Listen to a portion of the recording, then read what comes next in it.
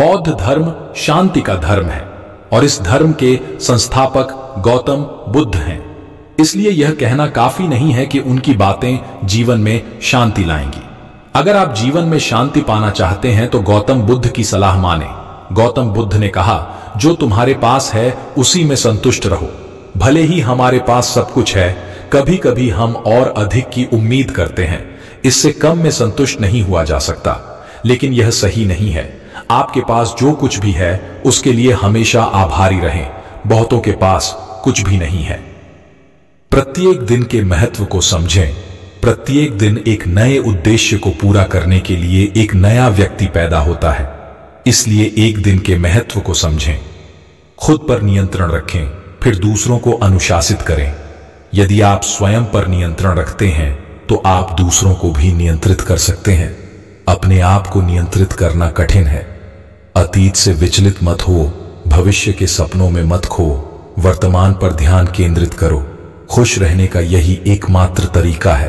पाप से बचना पूर्ण प्राप्ति से बेहतर है, लेकिन अधिकतर लोग पुण्य पाने की आशा में ही अच्छे कर्म करना चाहते हैं, लेकिन वे बुरे कर्मों को छोड़ना नहीं चाहते। आप उनके विपरीत हैं, अर्थात पाप से बचने का प्रयत्न करो। शत्रु को मित्रता से जीतो, अधर्मी को धर्म से जीतो, क्रोध को क्षमा से जीतो और झूठ को सत्य से जीतो। जैसे एक मां अपने बेटे की रक्षा अपनी जान देकर करती है, वैसे ही उसे सभी प्राणियों के प्रति अपार मित्रता रखनी चाहिए। हमेशा अच्छे कर्म करो, बार बार करो। अपने मन को सदैव अच्छे कार्यों में लगाए रखें। अच्छा आचरण ही स्वर्ग का मार्ग है। माता, पिता, पत्नी बेटे का समर्थन करेंगे, तुम्हें सत्य का ज्ञान प्राप्त होगा। विभिन्न कलाएं सिखाएंगी। सजा से सभी डरते हैं, जीवन सभी को प्रिय है।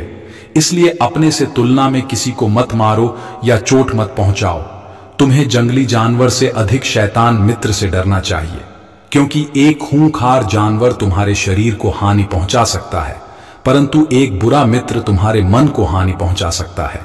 हथियारों, जानवरों, मांस, नशीले पदार्थों, जहरों का व्यापार न करें। ये झूठी आजीविकाएं हैं, धर्म के विरुद्ध। किसी भी पाप को हल्के में न लें। छोटे छोटे पाप एकत्रित होते हैं और मूर्ख के पापों का भंडार भर देते हैं। मूर्ख की सेवा मत करो। पंडित के पास जाएंगे, आदरणीय व्यक्ति की पूजा करो। किसी को अपशब्द न कहें, क्योंकि वह कड़वा जवाब भी दे सकता है।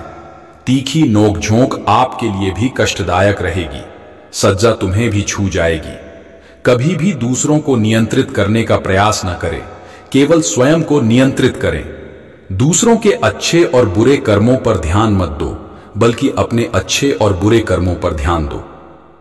जो तेरी क्रूरता प्रदर्शित करता है और तेरी महिमा की निंदा करता है, वह मेधावी गुप्त खजानों की सच्चाई जान लेगा।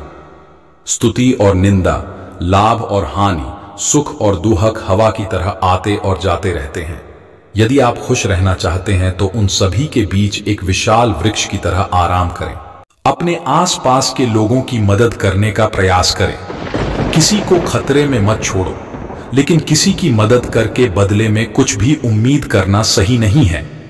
यदि आप किसी की मदद करते हैं और बदले में कुछ पाने की उम्मीद करते हैं, तो इसका मतलब है कि आप व्यापार कर रहे हैं, दया नहीं।